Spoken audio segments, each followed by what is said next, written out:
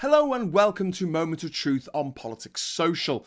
I'm Graham Hughes. Dear God, make it stop! Not this video, but the Tory leadership contest that threatens to blunder on for the next far too many months.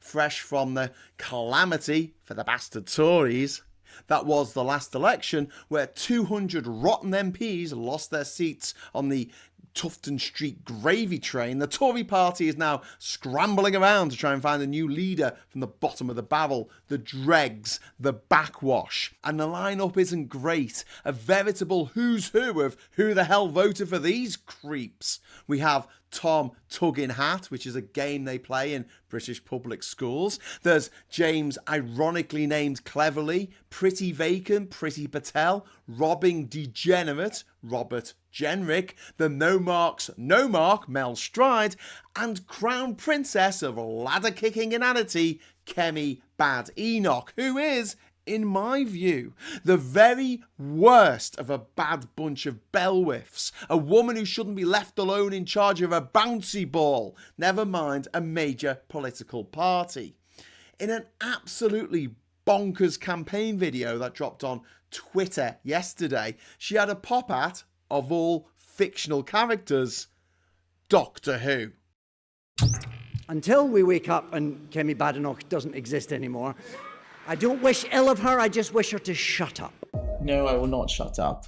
When you have that type of cultural establishment trying to keep conservatives down, you need someone like me who's not afraid of Doctor Who or whoever, and who's going to take the fight to them and not let them try and keep us down. That's not going to happen with me. And also, it's not Badenoch, it's Badenoch. There is no bad in my name. I just want people to be clear on that. Badenoch clearly aims to continue on from where the Tories left off, a place that left them 200 MPs lighter. A dysfunctional party full of infighting and obsessed with culture war bullshit, because they are almost all feckless private school morons, as incompetent as they are lazy, and as lazy as they are corrupt. So even after the hiding the Tories recently took in the polls, she's still going after diversity, equality and inclusion as being the earth mother of all evil. Of course, she can't be derided as a diversity hire by her fellow fascists, as she attended a posh private school in Nigeria.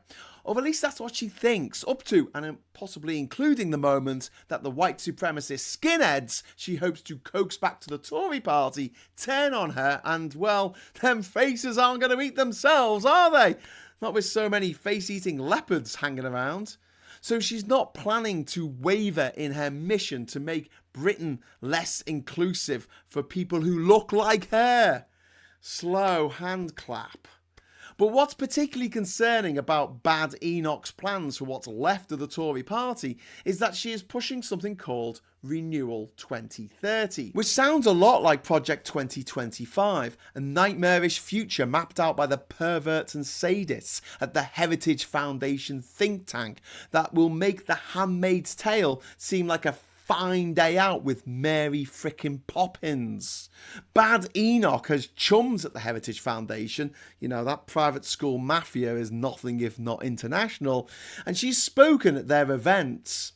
Project 2025 is over 900 pages of nightmarish horror in which its wealthy, tax-dodging, goat-fucking authors stress how important it is that agents of the state get to watch you having sex to make sure you're doing it correctly.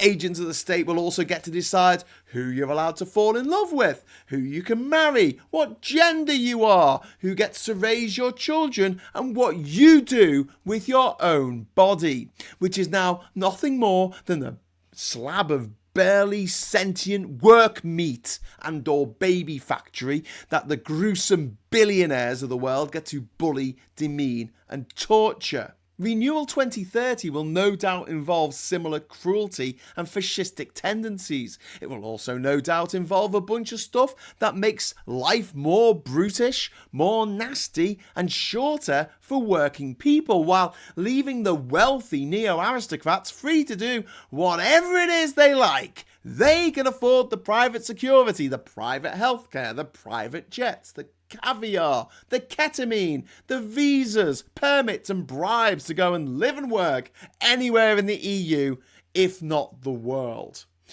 There's an argument that it will be a good thing if Badenoch wins, because the Tories are just going to descend even further into their pit of unelectability, further into madness, bitterness and infighting as the One Nation Tories try and rein her in, while her wingnut wing of the party try to outdo each other over who can soil themselves in public the loudest. Some might suggest they're not going to get the loony vote back from Farage's refuck party, and if they ever want to exit the political wilderness, they'll be much better off getting back all those votes they lost to Labour when they well and truly abandoned the middle ground, becoming more and more extreme in their policies while obsessing over people's genitals more than a coked up gynecologist.